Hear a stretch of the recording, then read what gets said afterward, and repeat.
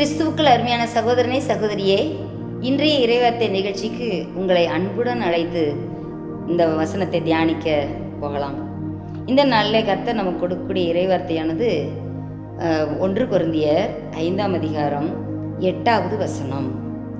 ஆதலால் பழைய புளித்த மாவோடே அல்ல, துர்க்குணம் பொல்லாப்பு என்னும் புளித்த மாவோடும் அல்ல, துப்புரவு உண்மை என்னும் புளிப்பில்லாத அப்பத்தோடே பண்டிகையை ஆசரிக்க கடவோம் என்று அழகாக இந்த இதில் சொல்லப்பட்டிருக்கிறது.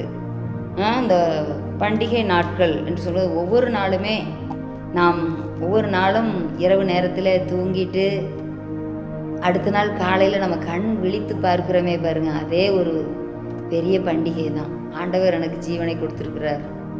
ஏன்னா வருஷத்துக்கு ஒரு முறை பிறந்த நாள் கொண்டாடுறோம்.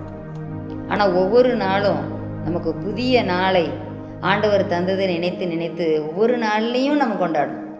அதெல்லாம் ஒரு பண்டிகை தான். அப்போ பாருங்கள், ஒவ்வொரு நாள்லேயும் நம்ம என்ன செய்ய வேண்டும் என்று சொல்லி பார்க்கும்போது, பழைய புளித்த மாவை நாம் என்ன செஞ்சிடணும், புறம்பே தள்ளி விட வேண்டும். நம்ம வீட்டிலே இருக்கிறோம், வீட்டில் பார்க்கோம்னா வீட்டில் ஒரு பழைய மாவு இருக்குது, அரிசியை உளுந்து ஆட்டி வச்ச இட்லி தோசை மாவு இருக்குதுன்னா அது ஒரு குறிப்பிட்ட நாளுக்கு தான் அதை பயன்படுத்துவோம். ஒரு 3-4 நாட்கள் பயன்படுத்தலாம். முதல்ல இட்லி, அடுத்த நாள் தோசை, அடுத்த நாள் பணியாரம் அப்படின்ட்டு அப்படியே படிப்படியாக அந்த புளிக்க அதுக்கேற்ற மாதிரி அம்மாமார்கள் சமையல் பண்ணி கொடுத்துருவாங்க. ஆனால் ஒரு 5 நாளுக்கு மேலே போயிடுச்சுன்னு வைங்க, அதை யூஸ் பண்ணக்கூடாது. அது அப்படியே ரொம்ப புளிச்சிட்டு அது வயிற்றுக்கும் ரொம்ப கெடுதல், எல்லாத்துக்குமே. அந்த பாத்திரமே பார்த்திங்கன்னா அது ஒரு மாதிரி ஓட்டை போடுற அளவுக்கு ஆயிரும். அப்போது நம்மளுடைய வாழ்க்கையிலும் அப்படி தான், பழைய துர்க்குணங்கள் இருக்கவே கூடாது. நம்ம என்றைக்குமே அந்த பாத்திரத்தை ஃபுல்லாக வெளியும் உள்ளேயும் நல்ல சுத்தமாக்கப்பட்ட ஒரு பாத்திரத்தில் தான் நம்ம பாலை ஊற்றி காய வச்சா கூட அது கெடாது. ஆனால் இதே இது நம்ம அரைகுறையாக சரி சும்மா முதல்ல பால் காய்ச்சணும் கூடாதானே, அது என்ன பண்ணுது அப்படி சொல்லிட்டு லேசாக ஒரு அலசிட்டு அதை வச்சிங்கன்னா என்ன ஆயிரும், எவ்வளோ பால் ஊற்றினாலும் அது அப்படியே திரிஞ்சு போயிடும். அது மாதிரி நம்மளுடைய வாழ்க்கையிலும் கூட பழைய புளித்த மாவோடே அல்ல என்று சொல்லிட்டு, இந்த பழைய புளித்த மாய் என்பது எவைகள் என்று சொல்லி சொல்கிறார்.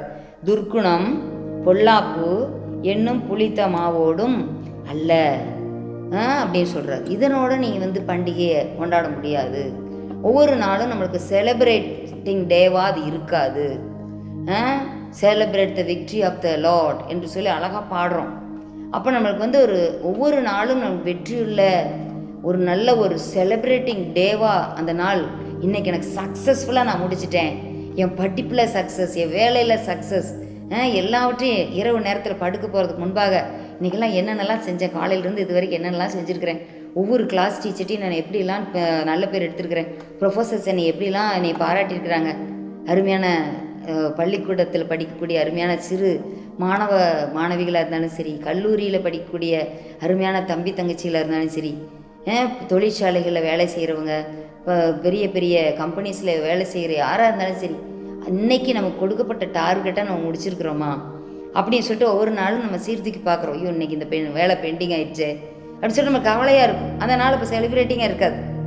ஆனால் எல்லாத்தையும் முடிச்சிட்டோமே அப்படியே இருக்கும், சக்ஸஸ், இன்றைக்கி நான் அப்படியே நிம்மதியாக தூங்குவேன், எல்லாத்துட்டையும் நல்ல பேர் எடுத்தாச்சு, கொடுக்கப்பட்ட வேலையை கரெக்டாக செஞ்சிட்டோம் அப்படின்னு. அப்போது பழைய காரியங்களை நம்ம வைத்துட்டு இருந்தோம்னா அடுத்த நாள் நம்ம புதுசாக என்ன செய்ய முடியாது, ஒரு நல்ல ஆக்டிவாக அந்த காரியத்தில் நம்ம போக முடியாது. அதுவே ஒவ்வொரு நாளும் என்ன செஞ்சுக்கிட்டோம், மழை மாதிரி குமிஞ்சிக்கிட்டே வந்துடும். அப்போ எதையுமே நம்மளால் செய்ய முடியாது. அது நம்மளுக்கு வாழ்க்கையில் ஒரு வெற்றிக்கு நேராக நம்ம வழி நடத்தாது. அப்போ இந்த இடத்துல பாருங்கள், பண்டிகை எப்படி சொல்லும்போது பண்டிகைனாவே களிப்பு, சந்தோஷம், மகிழ்ச்சி இதெல்லாம் நமக்கு இருக்கும். அப்போ பாருங்கள், இந்த இடத்துல அந்த பொல்லாப்பாய் தோன்றுகிற எல்லாவற்றையும், பொல்லாங்காய் தோன்றுகிற எல்லாவற்றையும் விட்டு விட்டு நலமானதை பிடித்து கொள்ளுங்கள் அப்படின்னு ஆண்டவர் சொல்கிறார். அதே போல் நம்ம குணம், துர்க்குணம், என் தாய் என்னை பாவத்தில் கற்பந்தரித்தால் நான் துர்க்குணத்தில் உருவாக்கப்பட்டேன் என்று சொல்லி தாவீது சொல்கிறார். அப்போ பாருங்கள், எல்லாருமே அப்படித்தான் அந்த உலகத்தில் பிறந்திருக்கிறோம்.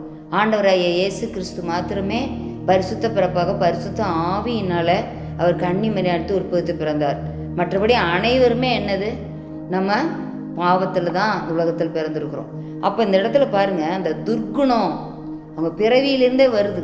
முற்பிதாக்கள், நம்ம மூதாதையர்கள் அவங்களெலாம் ஏதாவது ஒரு தவறுகள் செய்தோம், அதெல்லாம் பின்னால் ரிஃப்ளெக்ஷனாக அந்த சந்ததிக்கு அந்த பாவங்கள் வருது. அதைத்தான் என்னன்னு சொல்கிறோம், ஜென்ம பாவம் அப்படின்னு சொல்கிறாங்க. நம்மளாக செய்த பாவத்தை கர்ம பாவம் அப்படின்னு சொல்கிறாங்க.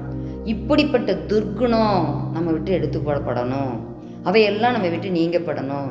ஒரு கிறிஸ்துவுக்குள் இருந்தால் அவன் புது சிருஷ்டியாக இருக்கிறான், பழையவைகள் எல்லாம் ஒளிந்து போயின, எல்லாம் புதிதாயின என்று சொல்லியிருக்குது. அப்போ புதிதான ஒரு உள்ளத்தில் பழைய காரியங்களை கொண்டு வந்து நம்ம வைக்கக்கூடாது. நம்ம வீட்டில் எல்லாத்தையும் நல்லா க்ளீன் பண்ணிடுறோம், அப்போ அந்த குப்பை கூலங்கள் எல்லாத்தையும் போட்டு வெளியே போட்டு எரிக்கத்தான் செய்வோம். வெளியே அதை என்ன செய்ய மாட்டோம், ஒரு பாலித்தீன் கவரில் போட்டு ஒரு கார்னர் இருக்கட்டும் இதுவும் அப்படின்னு வைக்கவே மாட்டோம்.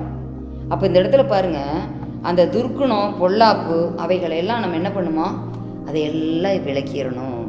விளக்கிட்டு துப்புரவு உண்மை, பார்த்தீங்களா, துப்புரவு உண்மை பரிசுத்தம், துப்புரவு ஹோலி, உண்மை ட்ரூத், இதுதான் நம்ம வாழ்க்கையில் இருக்கணும் என்னும் புளிப்பில்லாத அப்பத்தோடே.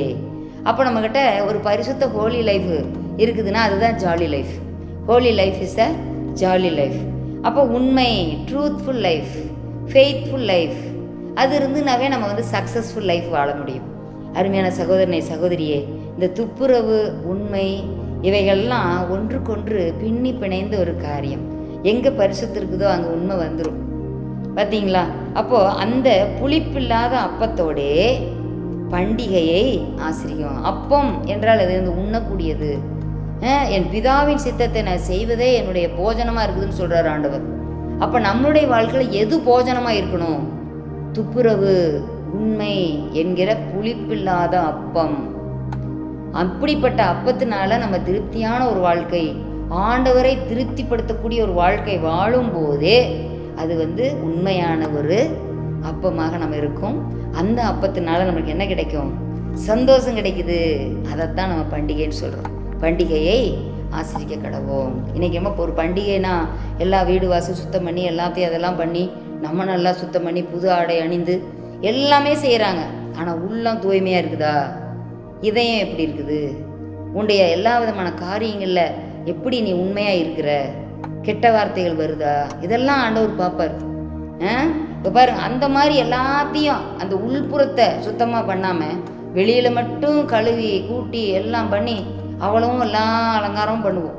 ஆனால் உள்ள மாம்சம் இதயம் கேடுள்ளதும் திருக்குள்ளதும் அருவருப்பும் எல்லா விதமான கேட்டுக்கும் காரணமாக இருந்தால் அது உண்மையான பண்டிகையாக இருக்கவே இருக்காது. துப்புரவு ஹோலி லைஃப் இருக்கணும், ட்ரூத்ஃபுல் லைஃப் இருக்கணும். அப்போது மாத்திரமே வழியும் சத்தியமும் ஜீவனுமாக இருக்கிற ஆண்டவர் நமக்கு உண்மையான ஒரு பண்டிகையை ஆசரிக்க நமக்கு உதவி செய்வார். எங்களை மிகவும் நேசிகள் நடத்துகிற எங்கள் அன்பின் பரலோக பிதாவே, நாங்கள் எங்கள் வாழ்க்கையில் ஒவ்வொரு நாளும் நாங்கள் எங்களுடைய சக்ஸஸ்ஃபுல் லைஃப்பை ஆண்டவரே அந்த பண்டிகையை நாங்கள் ஆசரிக்கிறோம். ஆண்டவரே அப்பா ஸ்தோத்திரம். நாங்கள் ஆண்டவரே துப்புரவு உண்மை எங்கள் வாழ்க்கையில் காணப்படணும். ஆண்டவரே துர்குணம் பொல்லாப்பு பழைய பாவங்கள் ஜென்ம சுவாபம் மாம்சத்தின் இச்சைகள் கண்களின் இச்சைகள் ஜீவனத்தின் பெருமைகள் எதுவும் எங்கள் வாழ்க்கையில் தலையிடாதபடி அவைகள் எல்லாம் நாங்கள் புறம்பே தள்ளிவிட்டு ஆண்டவரே ஹோலி லைஃப்பையும் ட்ரூத்ஃபுல் லைஃப்பையும் நாங்கள் எங்கள் வாழ்க்கையில் குறிக்கோளாக கொண்டு அவைகளை நாங்கள் கடைபிடிக்க எங்களுக்கு உதவி செய்யுங்கப்பா. அவ்வாறு நீர் எங்களுக்கு செய்கிறதற்காக ஸ்தோத்திரம். இயேசு கிறிஸ்துவின் மூலம் ஜெபங்களும் ஜீவன நல்ல பிதாவே, ஆமென்.